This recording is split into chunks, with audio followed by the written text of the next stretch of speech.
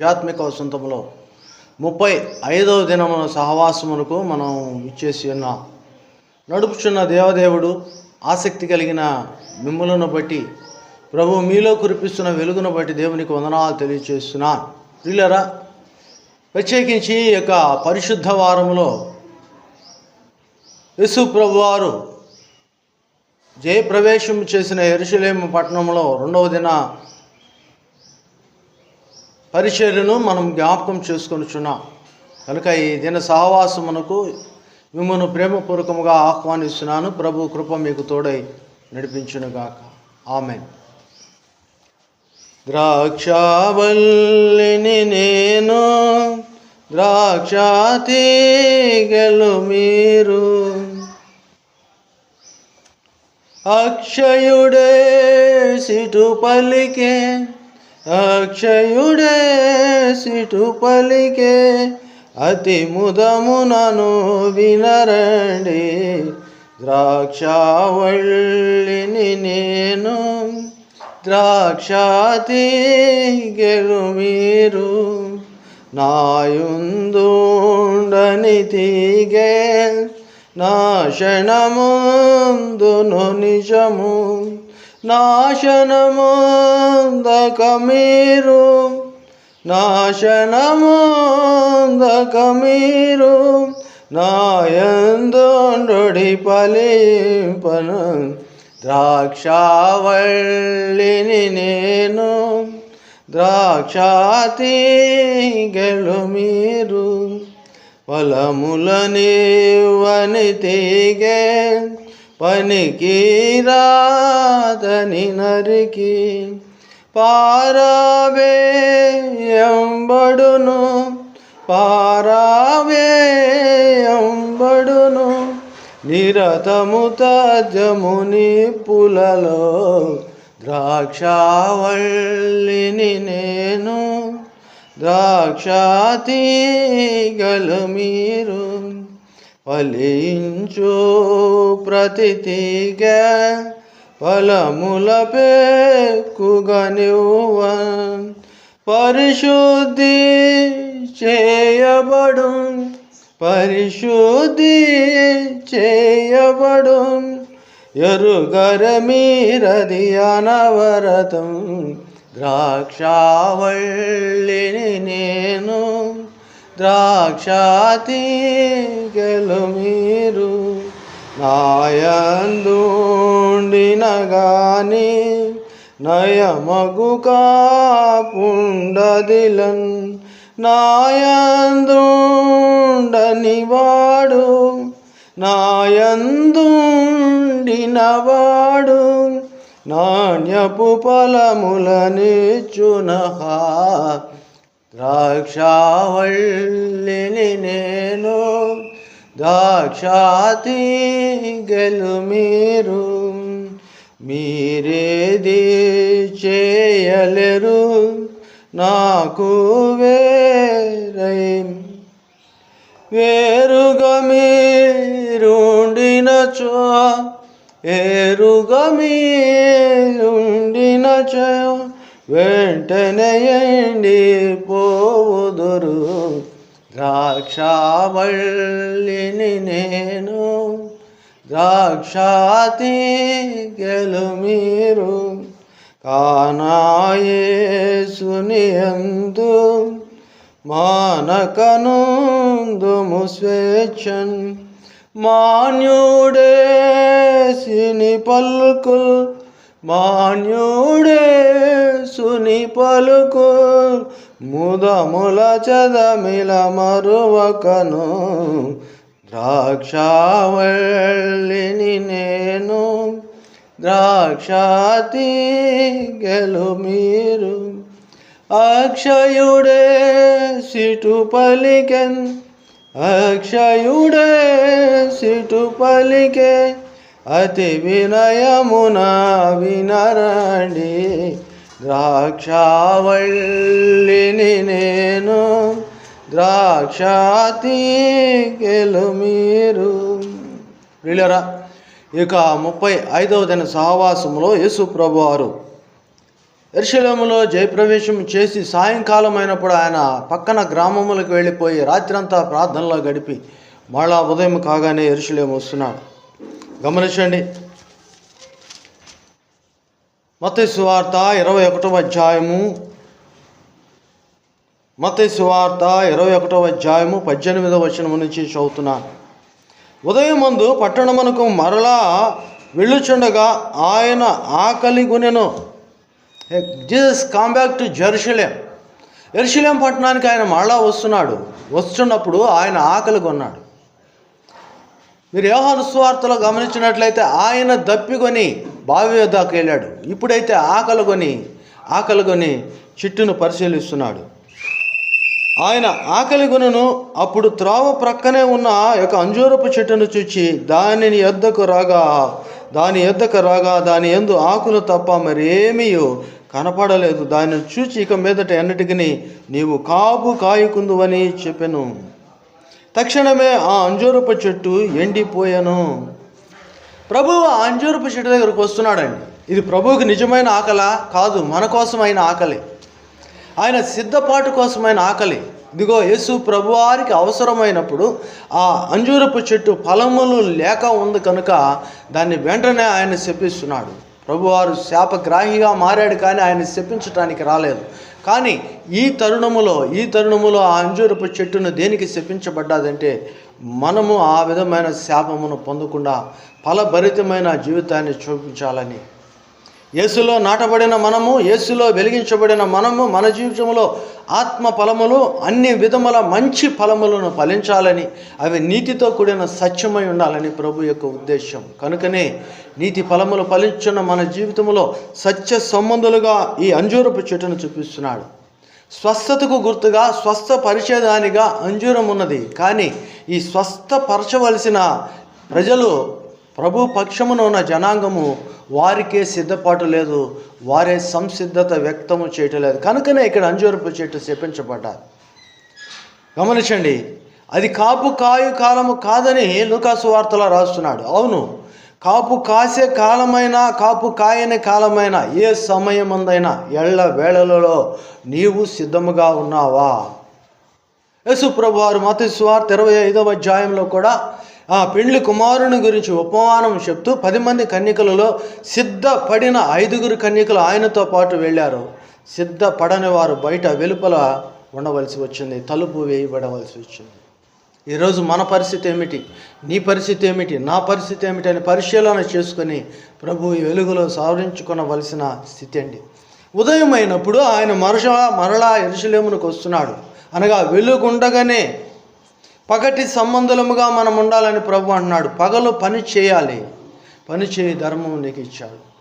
పగలు ఉన్నంత కాలము ప్రభుతో నువ్వు నడపాలి. ఒకరోజు వస్తుంది ప్రభు మన నుంచి దూరమైన తర్వాత మనమే వెలుగుగా అనేకులను ఆయన యొద్దకు నడిపించాలి.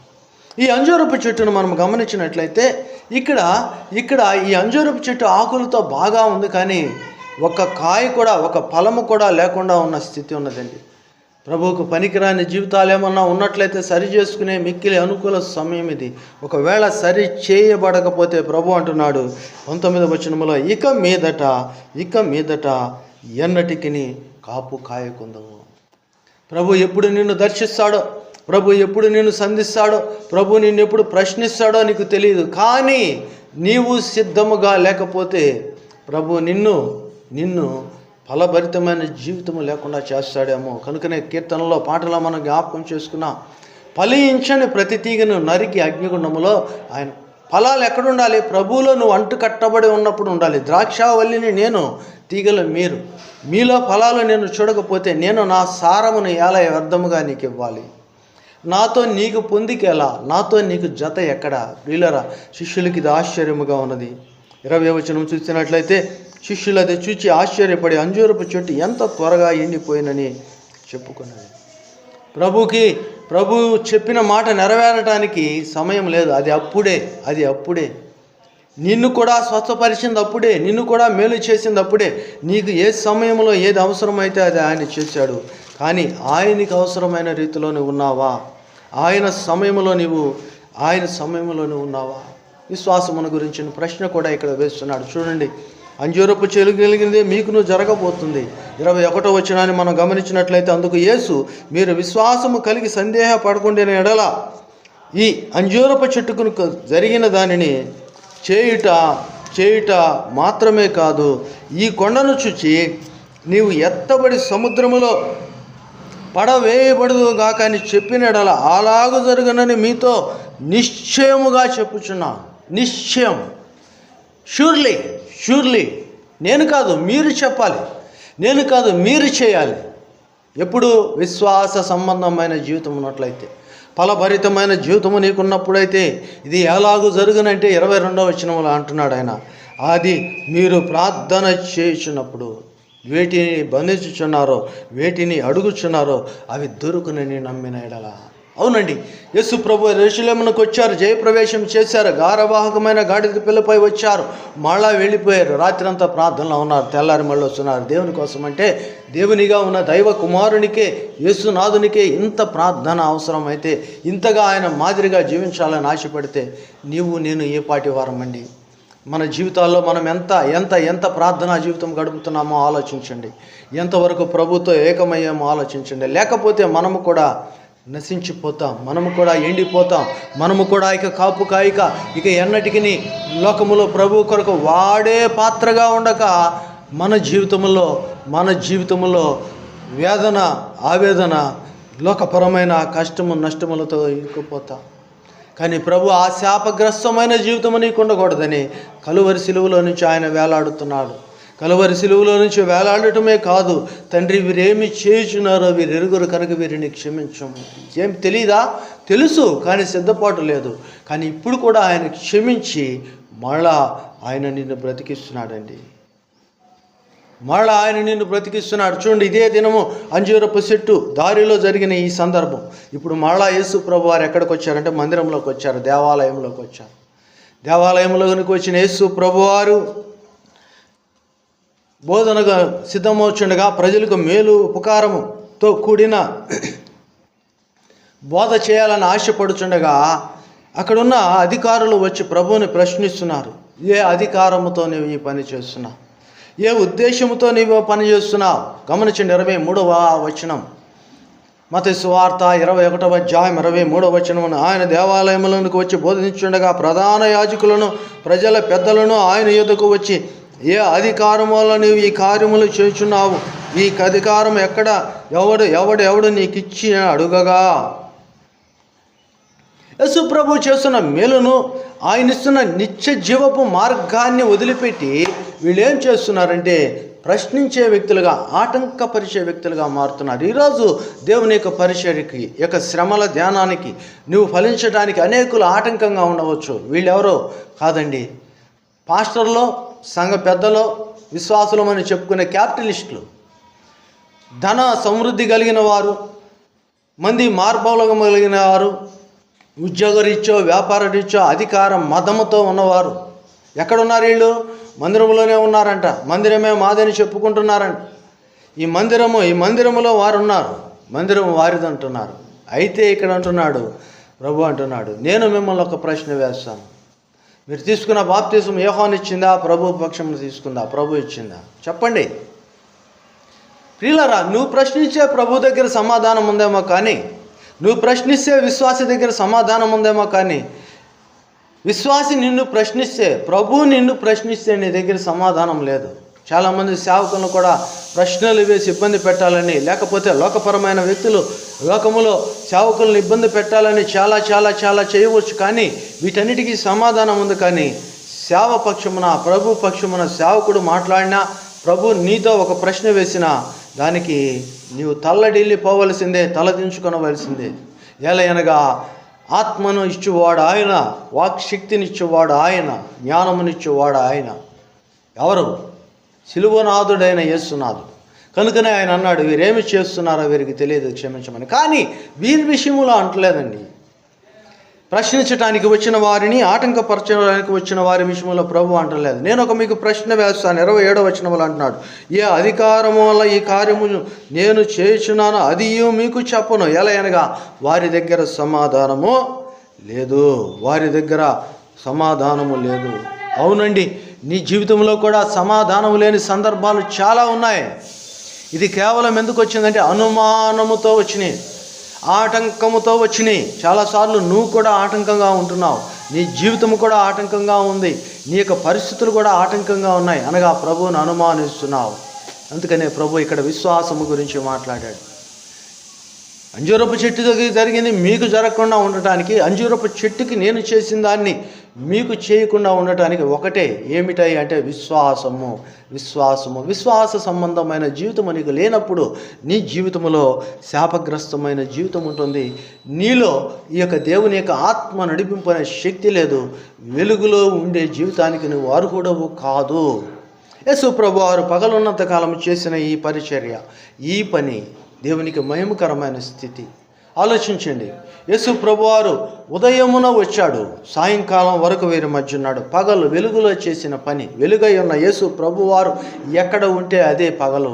ఆ వెలుగు సంబంధమైన యేసు ప్రభువారు అడిగిన ప్రశ్నకి వీరి దగ్గర సమాధానము లేదు. కిందకి రండి, 32వ వచనం ఆయన అంటున్నాడు, యేసు నీతి మార్గమున మీ యొద్దకు వచ్చెను.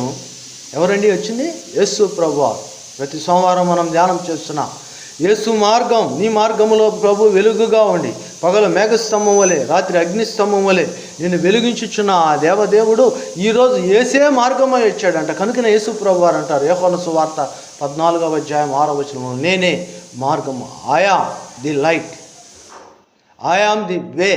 నేనే వెలుతురు, నేనే మార్గం, నేనే వెలుగు, నేనే మార్గం. యేసే మార్గం. యేసు వస్తున్న ఈ యొక్క మార్గము నీతి మార్గము. యోహాను నీతి మార్గమున మీ యొద్దకు వచ్చెను, మీరు అతనిని నమ్మలేదు, అయితే సుంకరులను వేశ్యలను అతని నమ్మిరి. అది చూచియు అతనిని నమ్మనట్లు పశ్చాత్తాపడకపోతే. You are not repented people. నీవు పశ్చాత్తాపడలేదు. ఎందుకు పడలేదంటే నీతి మార్గములో, వెలుగు మార్గములో నీవు లేవు. ప్రియ సహోదరుడా, సహోదరి, ఈ యొక్క ఆధ్యాత్మిక వసంతంలో ప్రభు మనతో అనుచున్న మాట కూడా ఇదే. నీతి మార్గములో నీతి రాజు అయిన యేసు రాజు భారవాహకమైన ఆ గాడిద పిల్లను తీసుకొని వాటి మీద ప్రయాణం చేస్తూ యెరూషలేముకు వచ్చాడు. రాత్రి అయిన తర్వాత ఆయన ప్రార్థనలో మాదిరిగా మునిగిపోయాడు. ప్రార్థన అయిన తర్వాత మళ్ళా వెలుగు సంబంధిగా ఆయన వస్తున్నాడు. ఆయన మార్గంలో పయనిస్తున్న వారి ఆశ్చర్యాన్ని చూస్తున్నారు. దేవాలయానికి వచ్చాడు, దేవాలయంలో ఆటంకపరచబడ్డాడు, కానీ ఆయన పరిచర్య ఆగలేదు. ఆయన రాజ్యము అంతము లేనిది, ఆయన మార్గము నీతి మార్గము. ఈ నీతి మార్గంలో నువ్వు కూడా ఉండాలని ప్రభు ఆశిస్తున్నాడు. వేశ్యలకైనా పరలోకం ఇస్తానన్నాడు, కానీ వేషధారికి ఇవ్వనన్నాడు. ఒకవేళ నువ్వు కూడా ఇంకా వేషధారిగా ఉంటే ఇదే మిక్కిలి అనుకూల సమయం. మారు, ప్రభు మార్గములోనికి రా, వెలుగు సంబంధిగా జీవించు. నీకోసం నేను ప్రార్థన చేస్తున్నా. కనీసం ఈ వారమైనను, ఈ పరిశుద్ధ వారమైనను అధికమైన ప్రార్థనలా గడుపు. ప్రభు నీకు కృప చూపుచున్నాడు. ప్రార్థన. ప్రేమగల తండ్రి, కృపగల దేవా, ఆధారము నీవే. నీ కృపను మీరు ప్రసాదించినందుకు వందనాలు. కృపా సత్య సంపూర్ణుడా, మేలును సమృద్ధిని సహవాసముతో కూడిన నెమ్మదిని ఆశీర్వాదములు అనుగ్రహించు తండ్రి. మీ కృపాక్షేమమును దయచేయం నాయన. ఈ పరిశుద్ధ వారములో మీరు యెరూషలేములో నాయన యొక్క దినమున పగటి సంబంధిగా మీరే నీతి మార్గములో నాయన మీరే వెలుగుగా ఉండి పయనిస్తుండగా మీ కొరకు సిద్ధపడిన బిడలు ధన్యులు. సిద్ధపడకుండా ఉన్న అంజూరపు చెట్టుని మీరు శపించారు, కానీ వ్యక్తులను శపించలేదు తండ్రి. నాయన వ్యక్తులుగా మా కొరకు మీరు ప్రాణము పెట్టారు నాయన. వీరేమి చేయుచున్నారో వీరికి తెలియదు, క్షమించమని చెప్పారు. ఈ క్షమాహృదయము నాయన నేటి నుంచి మేము కలిగి మీ కొరకు సిద్ధపడి భాగ్యమును దయచు. వాక్యమును అందుకున్న ఈ బిడ్డలు మీరు దీవించమని, రానైన దినముల్లో పునరుద్ధాన శక్తి పొందుకొని వెలుగైన మార్గములో పయనించి భాగ్యమును దయచం. యేసు నామమున అడుగుచున్నాము తండ్రి, ఆమెన్. తండ్రి, కుమార, పరిశుద్ధాత్మ త్రియక దేవుని సకలమైన దేవులు సదా ప్రభు మీకు తోడై నడిపించునుగాక. ఆమెన్. హల్లెలూయా.